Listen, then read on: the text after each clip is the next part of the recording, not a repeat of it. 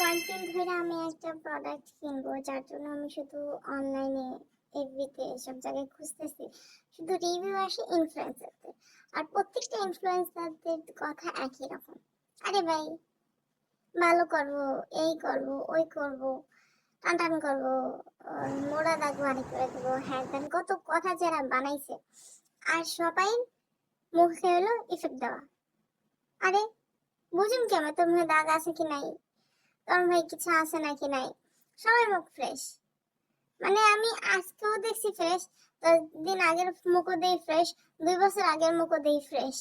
হ্যাঁ আমার কয় কি আমার মুখে অনেক দাগ আছিল, চুনকালি আছিল। মানে আমি বুঝলাম না, মানে কবে আছিল। আবার হ্যাঁ দেয় প্রোডাক্টের রিভিউ, এই প্রোডাক্টের রিভিউ দেখে কয়েকটা গাদা আছে, এই প্রোডাক্ট কিনতে চাই না। মানে কোনো ভালো মানুষের রিভিউ দেখলাম না, খালি খালি আবার কতটি আছে হেরির পিছে দৌড়ায়। মানে আজকালকার মানুষের ভালো মানুষের দাম দিতে ভুলে গেছে।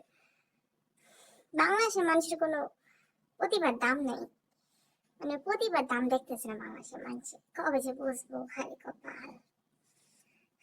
মনে দুঃখটা ক্যারে বুঝামো, ক্যারে বুঝামো।